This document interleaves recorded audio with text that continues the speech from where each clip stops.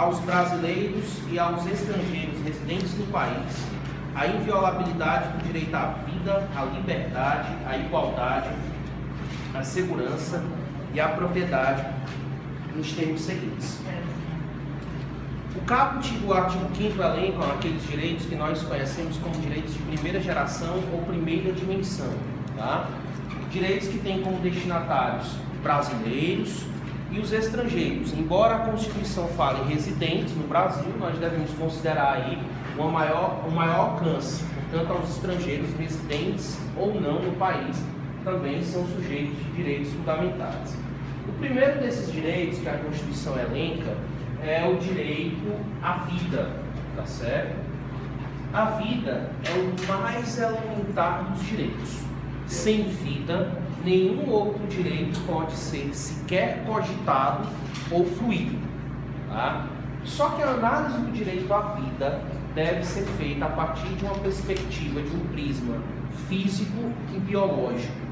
Ou seja, o Estado deve propiciar condições para que o indivíduo tenha uma vida digna. Não é outro comando do princípio da dignidade da pessoa humana. A vida tem que ser digna. As pessoas têm dignidade.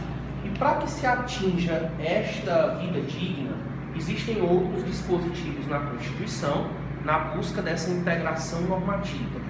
Se nós temos dentro da proteção da vida física, que é a vida digna, a Constituição assegura logo no inciso 3º, tá?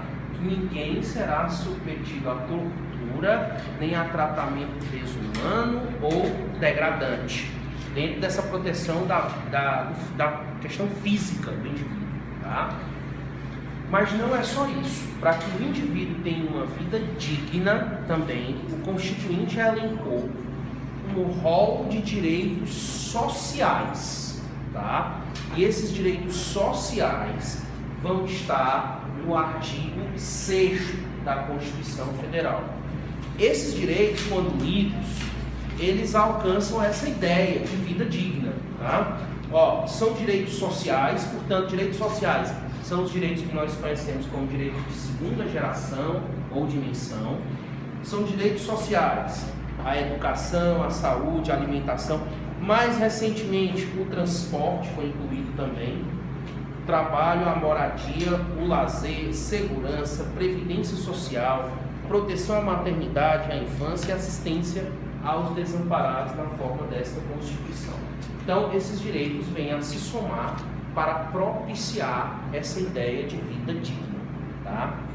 Bom, só que um tema que é muito interessante, né, a respeito da vida é a partir de que momento se inicia a vida. Isso gera intensa discussão nos ordenamentos jurídicos, porque é a partir do momento que se inicia a vida, quando o ordenamento considera o início da vida, que isso vai repercutir em questões patrimoniais, isso vai repercutir em questões de natureza criminal, porque, principalmente em relação à prática abortiva, né? Para haver o aborto, você tem que identificar ali o início da vida, tá? E sobre essa questão, então, ela se torna uma questão polêmica porque não há consenso na literatura médica, não há consenso entre juristas, tá certo? De que momento essa vida se inicia.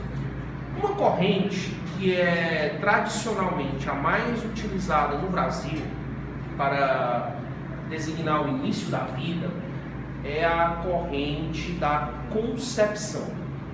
Essa corrente da concepção, ela tem previsão no artigo 4º, ponto número 1, do Pacto de San José da Costa Rica, tá?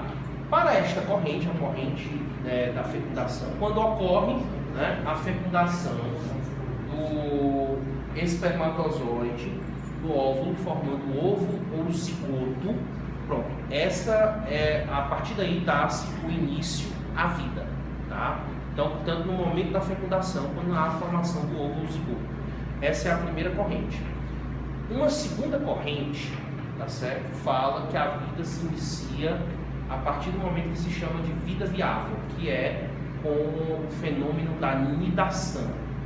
Para o fenômeno da nidação, não basta apenas tá certo? A ideia de fecundação formando ovo ou zigoto. É necessário que este ovo ou zigoto, tá certo, esteja preso à parede uterina, o que aconteceria mais ou menos entre 7 a 10 dias a partir da concepção. Então a vida se iniciaria com a nidação. Tá? Uma terceira corrente, essa me parece muito interessante, tá? Do ponto de vista legal, inclusive, diz que a vida se inicia com a formação do sistema nervoso central. Certo? Quando ocorre a formação do sistema nervoso central, que dá a partir do 14º dia, porque é a partir da formação do sistema nervoso central que o feto terá condição de sentir dor ou prazer.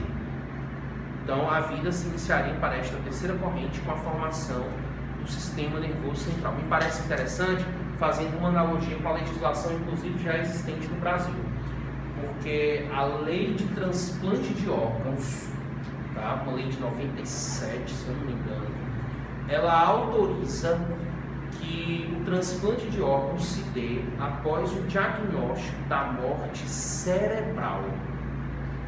Portanto, para o direito brasileiro, o indivíduo é considerado morto quando não há mais atividade cerebral. Então eu fiz uma analogia aqui, nada mais interessante que se o direito considera a morte como o fim da atividade cerebral, a mim me parece muito interessante que a vida se inicie o quê? Com o início dessa atividade cerebral. Tá? Então é a terceira corrente, mas como eu disse, não é jurisprudencialmente a corrente mais adotada no direito brasileiro. Qual que é? Concepção. Tradicionalmente, a mais adotada. Nós temos uma quarta corrente, que inclusive foi muito discutida na década de 70 nos Estados Unidos, que é a corrente na qual a vida se inicia com a passagem da pessoa humana viável, que é aquela corrente que vai dizer que até o primeiro trimestre da gestação pode-se interromper a gravidez, tá certo? Porque a ideia que passa é a seguinte, que após este período o feto teria condições de sobreviver, tá, fora do ventre materno. Então, até este período inicial poderia haver a interrupção da gestação. Essa corrente ela acabou adotada nos Estados Unidos no julgamento de um caso clássico, o caso Roe versus Wade. Foi onde se chegou a esta decisão. Tá? E essa questão do início à vida vai repercutir diretamente na questão relacionada à prática do aborto. Porque alguns países vão utilizar esses parâmetros do início à vida como a política da permissividade da prática abortiva ou não. Alguns países europeus, que eu particularmente concordo com as políticas adotadas por ele, na França, a questão do aborto foi encarado como um problema de saúde pública.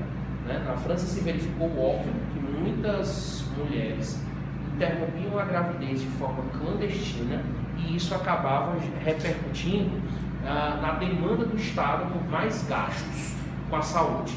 Então, o Estado francês encara isso como uma política de saúde pública para, inclusive, minimizar, tá certo, o aspecto relacionado à saúde da gestante.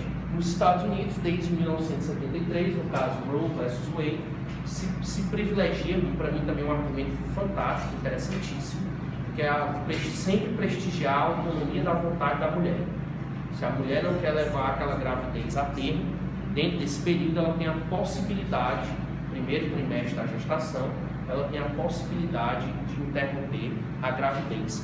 No Reino Unido é vanguardista em muitas dessas questões, desde 1967, eles permitem também a interrupção da gestação. No nosso caso, no Brasil, tá longe disso, muito distante. Tá? No Reino Unido, 67. No caso brasileiro, o aborto ele está ele é tratado, ele só é permitido naquelas hipóteses, nas excludentes de ilicitude do tipo penal aborto, só é permitida o quê? A interrupção eugênica, quando há prejuízo à saúde da gestante e quando o aborto é o aborto sentimental, que é aquele decorrente da prática de um intercurso sexual forçado. Tá? Então essas são as hipóteses que a legislação brasileira admite a interrupção da gestação, a meu sentir, extremamente retrógrada. E, ademais, inclui ainda as hipóteses de prática abortiva como crimes contra a vida, cuja punição será um julgamento realizado pelo Tribunal do Júri. Então, essa é a situação do aborto. Uma outra questão, um outro desdobramento que se dá em relação à proteção do direito à vida,